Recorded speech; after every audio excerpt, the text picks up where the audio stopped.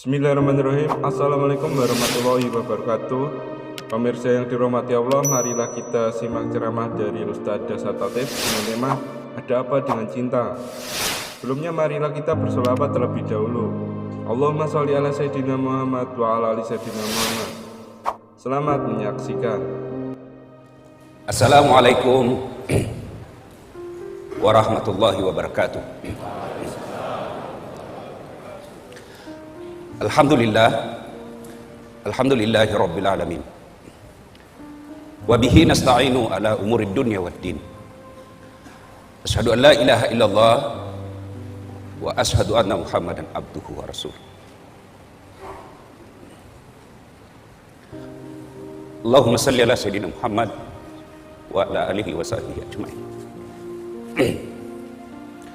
Ibu bapak, saudara-saudara sekalian yang saya hormati, ketika saya tamat SMP, SD di kampung saya, Desa Bumi, Kabupaten Pindrang, saya datang ke orang tua saya, bapak saya bilang, Pak, melok kamu sekolah agama. Saya mau sekolah agama. Saya mau sekolah di pesantren. Waktu itu, maafkan saya, Pondok Pesantren DDI Kabalangan. Pengasuhnya almarhum guru kita Abdurrahman Ambok Dale.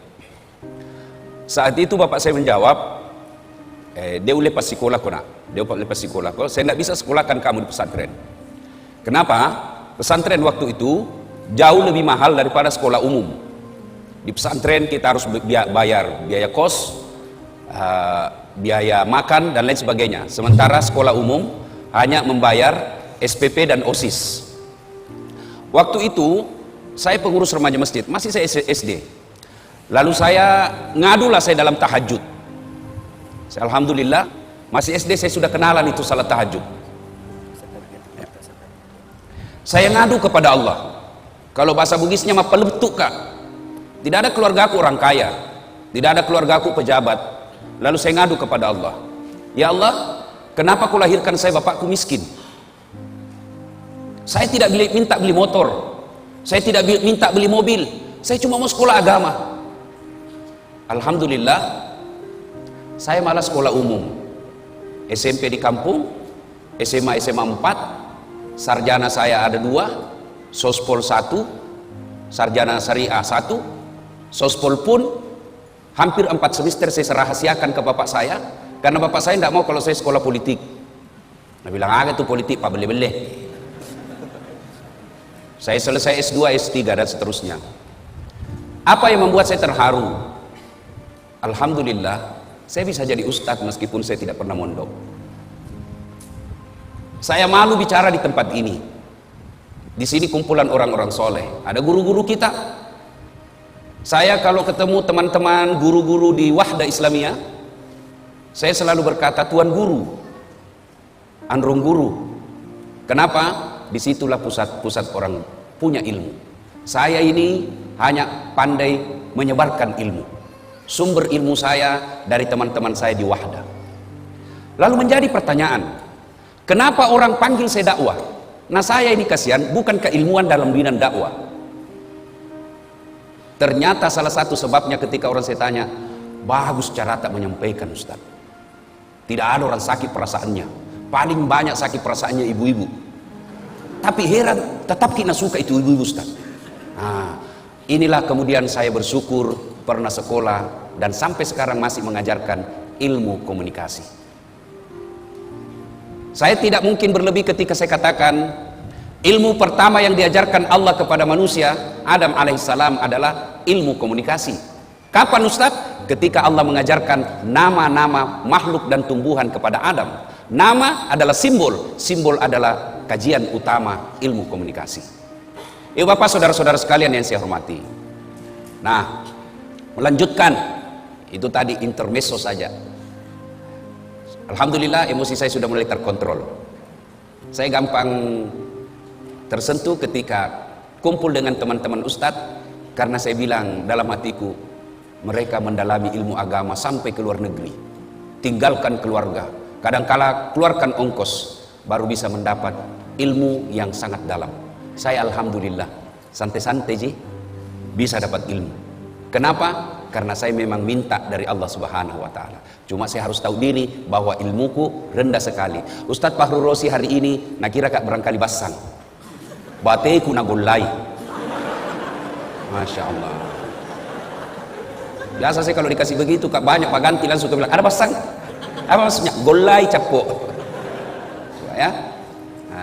Bapak Ibu saudara-saudara sekalian, waqala Allah berfirman dalam Al-Quran, Bismillahirrahmanirrahim, Ya ayyuhalladzina amanu dukhulu fis-silmi kaffatan wa la tattabi'u khutuwatis syaitan innahu lakum adu mubin. Wahai orang-orang yang beriman, masuklah engkau ke dalam Islam secara sempurna, jangan Islam pencitraan.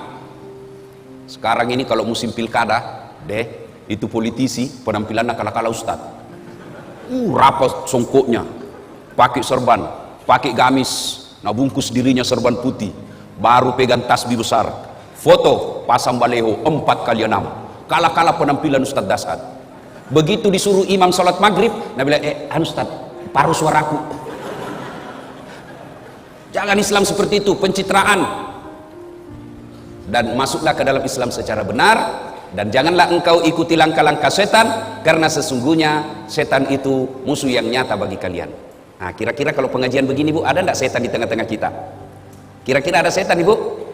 Ada, bukan popo, bukan parakang, bukan uka-uka, tapi apa setan yang ada di tengah-tengah kita? Bentuknya handphone. Apa? Orang sudah ceramah masih menggesek. Katanya mau dengar pengajian, mau download sih. Simpan dulu HP. Serius kayak ini, serius, simpan dulu. Simpan dulu. Bagaimana kita mau dengar ceramah kalau kita fokus di HP? Ada juga pura-pura foto itu. Padahal dalam hatinya dia kok HP baru. Ada yang lebih parah, udah foto kan dulu, baru nak share di grup Tablik Akbar bersama Ustadz Dasad. Tapi itu bajuna nak pakai waktu di TV One. Ada juga begitu.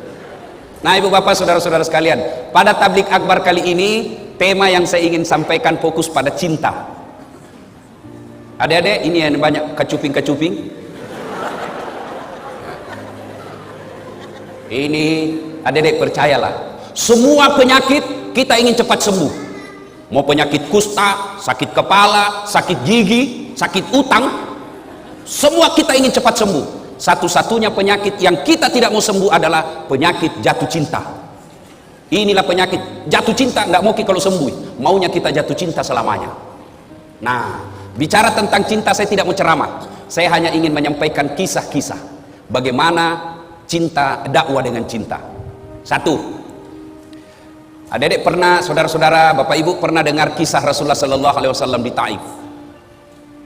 Rasulullah mendapat tekanan di Mekah, mendapat hinaan, mendapat cemoohan, teror secara fisik, teror secara mental. Fisiknya dilempari, mentalnya diludahi, rumahnya dipasangi duri. Lalu siapa yang lakukan itu? Bukan orang lain. Siapa? Keluarganya sendiri. Siapa? Abu Lahab. Tahu itu Abu Lahab deh? Tahu ke Abu Lahab? Tahu? Sepuh satu kali saudarana bapak Nabi. Bahasa Perancisnya Amurena Nabita. Perancis itu Pare-Pare dan sekitarnya. Kalau orang lain yang teror kita bos, bisa dilawan. Kalau orang lain yang menghina kita, kita bisa aja berkelahi. Tapi ini paman kita. Kita berharap ketika kita yatim piatu, kita berharap ketika tidak ada lagi orang yang mampu menolong kita, ada paman, ada saudaranya bapak kita yang tokoh masyarakat di kampung itu. Tentu harapan kita, mudah-mudahan kodong ini pamanku bisa tolong kak. Tapi apa yang terjadi? Justru pamannya Nabi dan istrinya yang teror Nabi. Bayangkan, teror fisik, teror mental. Tapi Nabi tidak pernah lebay. Tidak pernah kita dengar Nabi cuti jadi Rasul. Karena tekanan-tekanan akhirnya cuti 1 bulan. Tidak pernah. Lalu dalam desakan dan hinaan seperti itu, Rasulullah Sallallahu Alaihi Wasallam ke Taif. Saya waktu terakhir ke umroh, saya sempat ke Taif. Itu Taif kita naik tebing-tebing gunung. Kemudian sampailah kita di Taif. Nabi sampai di Taif, waktu itu jalan kaki. Saya naik mobil masih hampir 2 jam. Itu pun ada teman saya mabuk. Kenapa? Ular tangga. Naik lagi. Anak-anak zaman now tidak tahu ular tangga. Kita dulu waktu tak kecil ular tangga. Kalau dapat tangga naik lagi. Begitu dapat ular, turun ke sini. Coba, Masya Allah. Sampai di Taif, apa Nabi lalu sampaikan? Nabi lalu sampaikan keinginannya. Saudara-saudara sekalian, minta pertolongan. Ya, saya ajak kalian ikut beriman kepada Allah. Jangan sembah kecuali Allah. La ilaha illallah Muhammad Rasulullah. Bagaimana reaksi orang Taif? Masya Allah. Orang-orang tua di Taif nak kumpulkan itu anak-anak. Anak-anak bocah, ABG. Dia bilang, "Piku lempar itu. Bayangkan Pak, kalau orang dewasa lempar ki, masih kita merasa terhormat. Kenapa? Seusia ki bos. Tapi anak-anak yang ngusir kita, itu tekanannya, tekanan psikologisnya sangat tinggi. Lalu pada saat Nabi dilempari, datang malaikat Jibril menawarkan bantuan. Dia bilang, Jibril, kalau bahasa kita, Mas bro, Muhammad, tak lewat-lewat itu. Saya diperintah Allah, berdoa kau saja, Allah angkat, saya diperintah Allah, saya lempar ini satu kampung, saya hancurkan mereka. Kira-kira kita deh, ada ini borong ki, nabuli ki satu kelas, tiba-tiba datang ke polsek, bagaimana? Apa jawaban tak kira-kira? Kalau saya satu kampung lempari kak, tiba-tiba datang Densus, bagaimana Ustaz? Tangkap, tembak semua. Tapi apa jawaban Nabi? Jibril, kalau betul Allah ingin mendengar doaku kali ini, saya hanya ingin berdoa, ya Allah, berikan hidayah kepada seluruh masyarakat Taif. Jangan hancurkan mereka. Mereka lakukan itu karena dia tidak tahu saya. Mereka lakukan itu karena mereka tidak paham apa yang ingin saya bawakan kepada mereka. Saya hanya minta, ya Allah, berikan hidayah kepada mereka. Masya Allah. Coba membeda. Inilah yang disebut dakwah dengan cinta. Kisah kedua, bicara soal cinta. Bapak saudara-saudara sekalian, cinta, dakwah dengan cinta, dan cinta tidak akan muncul tanpa ada kesabaran. Coba, kita kira gampang jadi ustad. Wah, banyak itu cobaannya bos. Bayangkan kalau kita diundang sampai di sana, kita berharap nak kasih makan ki dulu, baru kita tiba dari Balikpapan. Apa kek sedikit mau? Toh? Jantung baki langsung buka ini Ustaz.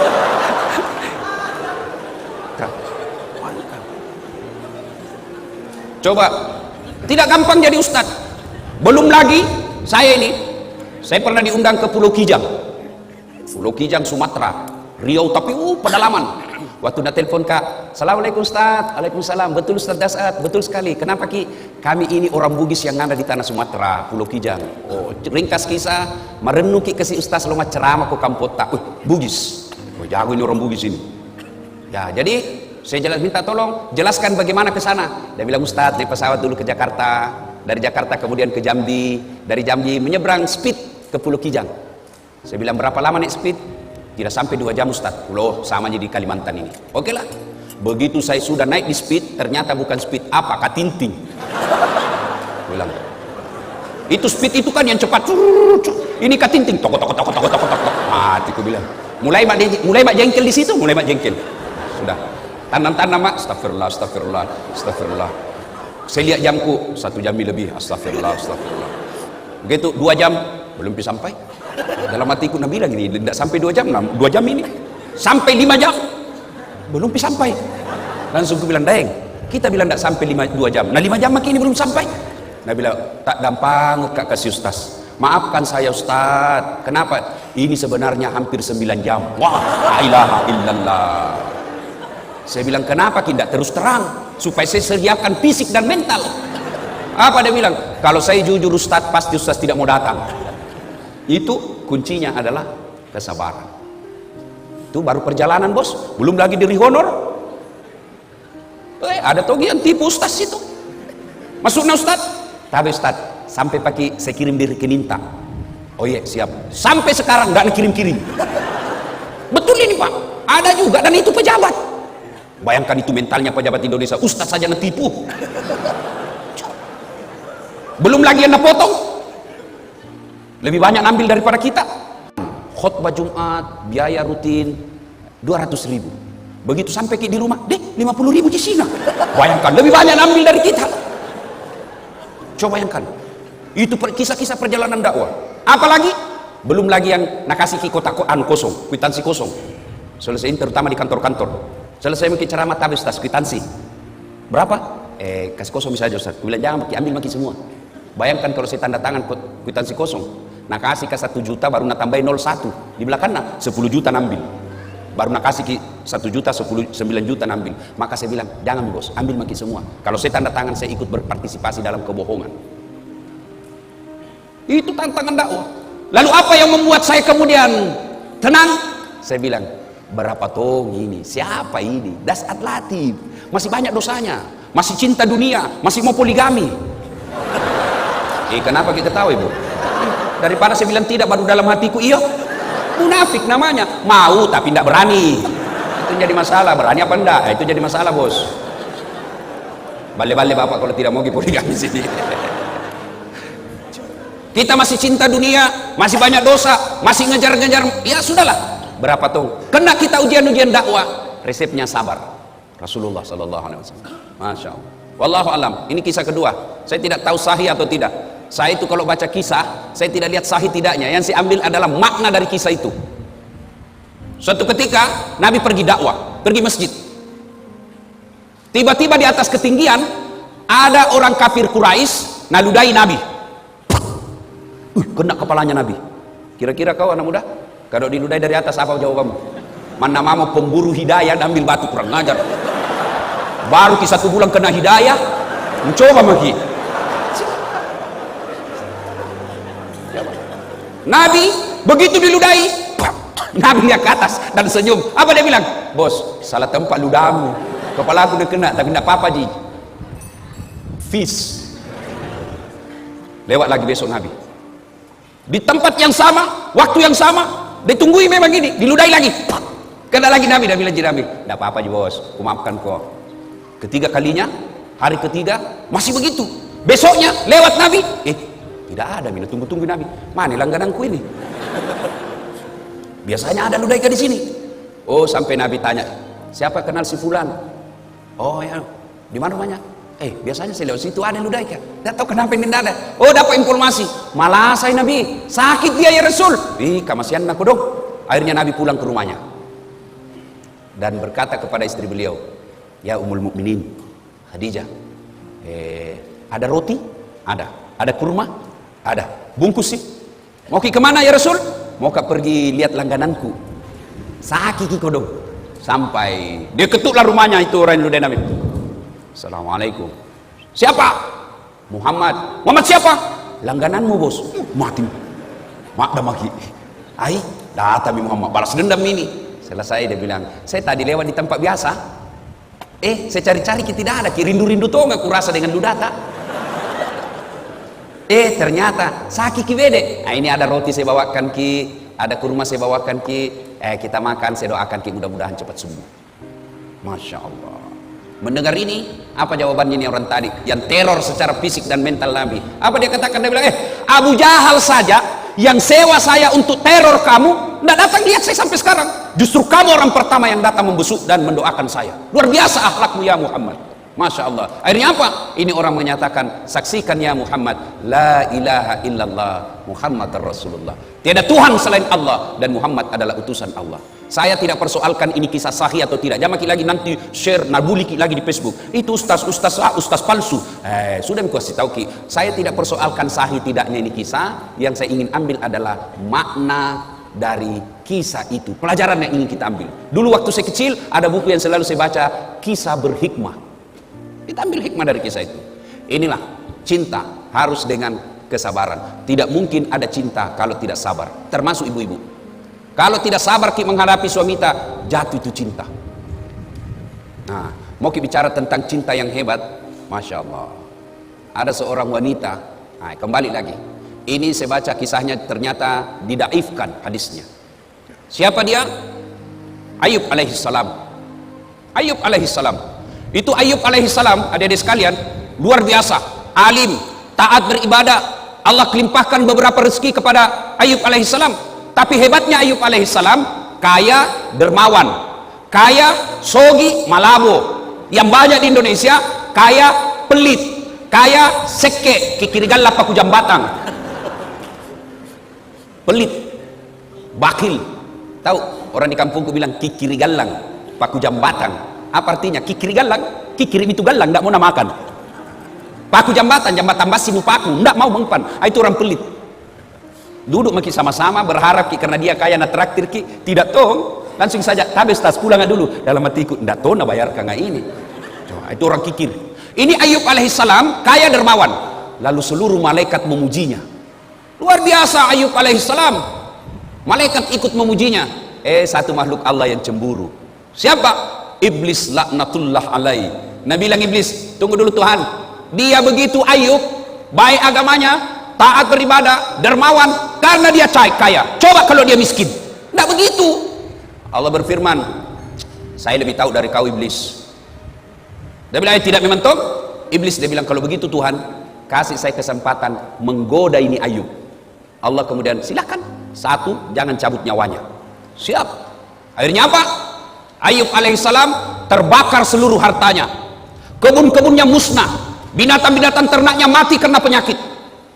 Begitu miskin, datang iblis. Ayub masih bersikir, dibisik. Ayub, sudah mau. Apalagi kau puji-puji Tuhanmu? Bayangkan ambil hartamu. Jangan kau puji-puji Tuhanmu. Apalagi Tuhan apa itu Tuhanmu? Apa kata Ayub alaihissalam? Bos, yang kau banyak bicara di situ nah? Bukan begitu di hadis, bukan. Ini bahasa Ustaz. Supaya enak didengar bos. Tuh, bayangkan kalau lapar kita baru serius sekali, tambah lapar orang. Tuh. Makan dulu Pak. Akhirnya apa? Apa kata Ayub? Dengar baik-baik deh. Dengar baik-baik Bu. Alhamdulillah, sempakah kaya, sempakah punya kebun, sempakah punya binatang ternak. Banyaknya orang kodong sampai sekarang tidak ada kebunnya, tidak ada ternaknya. Ini harta titipan Allah. Inna lillahi wa inna ilaihi rajiun. Allah yang kasih saya di dunia, Allah ingin ambil, silakan. Yang penting lebat Tommy. Nabi bilang orang Bugis, taruh meti ke pura muir rede. Oh, Nabi bilang, kalau bahasa kita, dia bilang, kira-kira kalau bahasa kita ya, apai. Dia bilang itu iblis, apai. Masih mau kok? Hebat gitu. Nabi bilang tidak. Itu Ayub begitu, karena dia anaknya. Coba kalau tidak ada anaknya. Allah berfirman, tidak ada anaknya atau tidak, dia taat. Akhirnya apa? Wafat lagi anaknya. Datang lagi iblis. Bos, sudah itu kau sembah Tuhanmu. Bayangkan, dari ada hartamu, nambil mi. Sekarang anakmu lagi nambil, sudah mi. Apa kata Ayub alaihissalam? Jangan kau banyak bicara di situ deh. Bosan kuliah kok. Coba. Alhamdulillah, sempat kau punya anak. Banyaknya itu orang kodong bertahun-tahun sampai tua tidak punya anak. Alhamdulillah ada anakku. Setan tak kancing. Tapi dia jujur lagi sama Allah. Tidak memang Tuhan. Coba kalau dia sakit tidak mungkin dia begitu. Allah dia bilang saya lebih tahu sehat atau sakit. Dia tetap sabar beribadah kepada. Akhirnya apa? Dicoba lagi Ayub alaihissalam. Dengan apa? Penyakitnya tidak tanggung-tanggung. Seluruh anggota tubuhnya dimakan ulang. Kira-kira kalau sekarang penyakit kulit tingkat paling tinggi. Bahkan riwayat yang saya baca itu kelihatan itu sedikit tulang-tulang pipinya. Apa itu di sini karena habis dimakan ulat. Ayub alaihissalam datang lagi di iblis. Bayangkan Tuhanmu, nambil hartamu, nambil anakmu. Sekarang kau lagi nak kasih sakit. Sudah mi. Apa kata Ayub alaihissalam? Bosan-bosan kuliah kok. Tidak berhentimu datang sama saya. Tidak ada apa-apanya ini. Masya Allah, puluhan tahun saya sehat.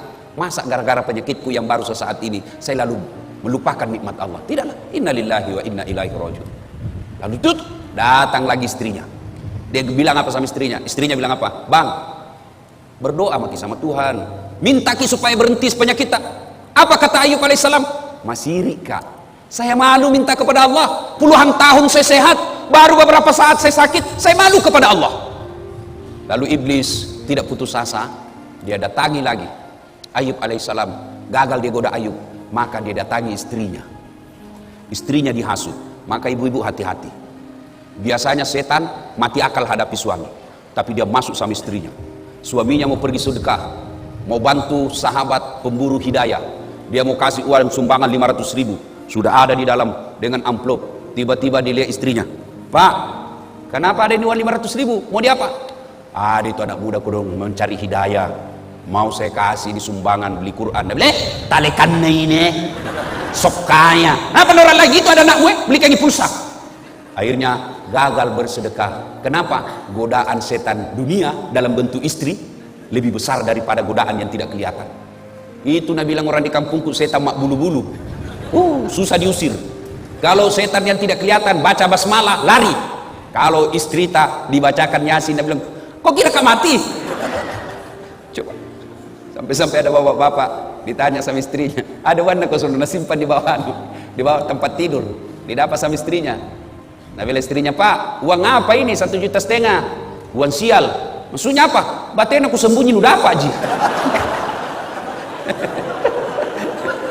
Ada ibu-ibu begitu sini. Bapak saudara-saudara sekalian, Ayub alaihissalam, kemudian setan ternyata berhasil menggoda istrinya. Apa? Istrinya berkata, Bang, tak dampangat kasih, maafkan saya. Apa boleh buat? Saya tinggalkan ki. Dia bilang Ayub alaihissalam, ya sudah limpah. Kalau engkau tinggalkan kau silakan. Tapi pulang kau nanti suatu saat saya pukul kau 100 kali, saya cambuk. Masya Allah. Tidak sampai di situ godaan setan. Apalagi penduduk satu kampung dihasut. Dia datangi penduduk toko-toko masyarakat. Dia bilang, usir Ki Ayub. Usir dari kampung. Kenapa? Nah, tulari kau nanti itu penyakitnya. Dia akan membawa satu kampung ini penyakit, semua kena penyakit. Usir Ayub. Datang kepala kampungnya. Ayub, maafkan kami. Kami cinta kepadamu Ayub, tapi mohon maaf, kami takut ketularan penyakitmu. Ayub alaihissalam lalu berkata, lemukna tu nyawamu, mbok. Teganian kau. Tolong angkat tangan di antara kalian, siapa yang tidak pernah saya bantu? Tolong ini penduduk kampung, angkat tanganmu, siapa yang tidak pernah saya bantu? Lalu ini kepala kampung bilang, kami sadar Ayub, sudah kau bantu kami semua, tapi takut ke penyakitmu. Akhirnya apa? Ayub alaihissalam diusir dari kampungnya, dalam keadaan sakit, dalam keadaan miskin, ditinggalkan oleh istrinya. Ayub alaihissalam pergi ke padang pasir, lalu bikin tenda-tenda. Disitulah kemudian Allah mengabulkan doanya Nabi Ayub alaihissalam. Lalu Allah perintahkan kepada Jibril alaihissalam, hentakkan kakinya Ayub. Dia hentakkan pasir, lalu keluar air, lalu ditutuplah air itu dengan pakaiannya Ayub. Lalu pakaian itu yang penuh air digosokkan ke seluruh tubuhnya, sembuh Ayub alaihissalam. Ini kekuatan kesabaran. Kalau ini dimiliki dalam dakwah, aman. Kita kira itu pergi menceramah semua orang senang? Tidak. Ada juga iblis. Iblisnya dalam bentuk apa? Penguasa yang sombong. Iblisnya dalam bentuk apa? Orang kaya yang takabur. Penguasa dalam bentuk apa? Godaan-godaan dunia. Maka solusinya adalah kesabaran. Dan kesabaran itu akan melahirkan cinta. Tanpa kesabaran tidak mungkin ada rasa cinta. Nah, aplikasinya sekarang, ayo, kalau kita cinta dalam dakwah, jangan menyalahkan dan menakut-nakuti orang. Saya tidak tahu Ustadz ini kisah sahih atau tidak, tapi saya selalu bilang, saya ambil hikmahnya saja. Suatu ketika datanglah pemuda menghadap kepada Nabi Muhammad SAW. Ya Rasulullah, saya ini tukang judi, saya ini tukang mabuk, saya pezina, apa saya boleh masuk Islam? Dia bilang, Nabi, boleh Ji, alhamdulillah. Tapi saya tukang judi, saya pemabuk, saya pezina. Dia bilang, Nabi, tidak apa-apa Ji. Satu, mau kau janji sama saya? Apa ya Rasul? Kau janji sama saya tidak pernah bohong, alias jujur kok. Dalam hatinya deh, gampang aja. Dia sudah bilang, kenapa ini Muhammad? Dia takut saya tidak jujur. Padahal saya sudah jujur, nyata-nyata saya sudah bilang saya pezina, saya sudah jujur nyata-nyata saya perampok, saya sudah jujur nyata-nyata saya tukang judi, saya pemabuk, masih dia kira saya tidak jujur. Baik ya Rasul, saya jujur. Oke, syahadat. Syahadat anak muda ini. Setelah itu waktu demi waktu berjalan, timbul kebiasaannya lagi. Dia mau berzina, dia cewek cantik mau berzina, tiba-tiba dalam hatinya, saya sudah Islam. Nanti kalau saya ketemu Nabi, apa aku bilang dik? Kau sudah Islam? Iya. Kau berzina? Kalau saya bilang berzina, tidak enakku, Islam baru berzina. Kalau saya bilang tidak, berarti bohong kak. Akhirnya apa? Batal berzina. Selang lagi beberapa saat, mau berjudi lagi. Saya sudah Islam. Saya ditanya Nabi masih judi kah? Ya enak. Kalau saya bilang tidak, bagaimana? Berarti saya bohong. Akhirnya apa? Batal lagi judi. Mau mabuk begitu lagi. Seterusnya dan seterusnya dan seterusnya. Lalu dia datang kepada Nabi. Ya Muhammad, luar biasa. Luar biasa kau ya Muhammad. Betul satu yang ku minta, tapi itu intinya. Coba kalau Nabi langsung katakan tidak boleh, pezina tidak boleh masuk Islam, maka dia tidak masuk Islam pada saat itu. Tidak. Lalu kita belajar lagi Al-Quran. Coba lihat Al-Quran. Ketika mengharamkan khamar, ballo, vodka, whisky, Jennifer, Donald, topi miring, apalagi itu lempox. Sekarang lempox itu yang bahaya dan murah. Sekarang ada di Makassar, ada komunitasnya. Apa? Komunitas pemuda bernapas dalam kaleng. Hancur juga ya anak muda itu. Lempox, nah campur lem tikus. Apa dia bilang? Cemen lumen. Masa baru 1 botol teler mako? Itu teman tak tahu aja gona sampai masuk di got. Anak muda sekarang malu dibilang kampungan. Saya dulu waktu sekolah, kalau anak-anak sudah bilang, sudah saat sini kau. Jangan deh, saya jauh-jauh dari kampungmu ke sekolah baik-baik. Nah, bilang kampungan deh ini. Aku bilang biar nih bos, daripada kau dari kampungmu. Nah, coba kita lihat pelajari itu ayat tentang khamar. Ketika Allah haramkan khamar, kan tidak langsung. Pada saat itu orang-orang Arab kafir jahiliyah waktu itu bukan cuma dia minum itu khamar, dia mandi itu khamar. Begitu hobinya dengan khamar. Turun ayat. Ayat pertama tentang khamar. Apa? Disentuh dulu akalnya. Khamar itu ada manfaatnya, juga ada buruknya. Tapi ketahuilah keburukannya jauh lebih besar daripada kebaikannya. Ini peringatan bagi orang-orang yang berpikir. Mulai berpikir, oh ya tahu ada baiknya, tapi lebih banyak jahat keburukannya. Akhirnya mulai jalan pikirannya. Lama-lama turun ayat kedua. La taqrabus salata wa antum suqara. Jangan kau dekati khamar ketika kau dalam keadaan mabuk. Artinya apa? Yang tadinya orang Islam sudah masuk Islam, yang tadinya orang kafir masuk Islam, 5 kali sehari semalam sholat, artinya 5 kali tidak boleh mabuk. Maknanya dalam sehari makin jauh dia dari khamar. Lama-lama turun ponis terakhir. Keputusan akhir. Innamal khamru rijsun min amali syaitan. Sesungguhnya khamar rijsun, bapak moyangnya dosa. Min amali syaitan, perbuatan syaitan. Jauhi agar kamu termasuk orang-orang beruntung. Nah ini, jadi kalau ini kita pakai, berarti dakwah itu harus bertahap. Ya, kira-kira kalau anak muda gaul baru datang sama kita, Ustadz, bagaimana pacaran? Boleh. Betul ke Ustaz? Betul, yang penting jangan ku ketemu. Iya Ustaz, iya, yang penting pacaran syar'i. Maksudnya jangan ku ketemu, SMS saja. Sudah itu datang lagi, mulai dilihat jauh jarak. Dek, apa gunanya itu pacaran? Kasih habis pulsa, bikin pikiranmu mumet, bikin hayalanmu berdosa. Sudah jangan saja. Lebih baik kau langsung lamar. Tapi tidak ada pekerjaanku. Rezeki bukan soal kerjaan, rezeki itu Allah yang ngatur. Tidakkah dalam Quran mengatakan 1 orang menikah tambah lagi 1 orang menikah maka 2 rezekinya, 1 tambah 1 menjadi 2. Jangan aku putus asa. Sudah itu. Coba kalau baru datang yang tadinya hobi pacaran, mana pacaran? Haram. Dede, jangan ikut pengajian deh, saking haram. Ada orang pulang pengajian, saya tanya, bagaimana? Tidak mau ikut pengajian Ustaz. Apa? Dede itu Ustaz saya saking neraka cerita, pemalak-malak. Coba kalau yang tetangga datang ke gedung apa? Kamu berdosa, Tuhan ingin mengampuni, puji haleluya. Habis lagi dosanya. Datang saja, habis lagi dosanya. Kita khutbah Jumat sangi neraka, bakar, dibanting, ditusukkan tahu, dipijit lehermu. Nabi anak muda, Dede pemalak-malak. Dede, coba. Ya. Nah, ibu bapak saudara-saudara sekalian, terlalu banyak saya bicara, nanti terlalu banyak salahnya. Nanti kalau ada salah, Ustadz Fahrul Rosi yang akan meluruskannya. Demikian pada intinya Rasulullah berhasil menyampaikan dakwah dan sampai kepada kita ajaran-ajaran Islam ini karena disampaikan dengan cinta. Kalau kita berdakwah dengan cinta, maka insya Allah tidak ada yang menjadi musuh kita. Ya, salah boleh kita berbeda pendapat, Dedek, boleh. Saya itu sepanjang perjalanan jadi dai, saya tidak senang membahas masalah khilafiyah, ikhtilaf, perbedaan pendapat ulama. Saya tidak senang. Lebih baik saya senang bahas itu, bagaimana itu anak muda mau datang di masjid berjamaah, bagaimana itu orang kaya mau bangun masjid, bagaimana ibu-ibu ini diajari anaknya pakai tutup aurat. Soal bagaimana Nabi dakwah takbir, saya tidak terlalu tertarik. Ada yang begini Ustaz, ada yang begini Ustaz, ada yang begini. Mana cocok semua, yang mana tidak cocok, yang tidak angkat tangannya.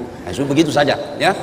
Saya dalam ini boleh kita berbeda, boleh. Saya dalam mazhab dakwah saya, metode dakwah saya tidak terlalu tertarik membahas yang begitu-begitu. Saya lebih senang membahas bagaimana orang-orang ini mau datang ke masjid, mau bersedekah, mau menghindari gosip, ya. Sekira itu. Demikian, Bapak saudara-saudara sekalian, mohon maaf yang sedalam-dalamnya jika ada kata dan kalimat yang tidak berkenan. Kita bisa lanjutkan nanti dalam sesi tanya jawab. Insya Allah Anda bertanya, saya jawab. Bagaimana kalau tidak tahu Ustaz? Saya tetap jawab. Apa jawabannya? Saya tidak tahu. Masa saya mau tahu semua, bukan saya kamus. Cukup Ustaz?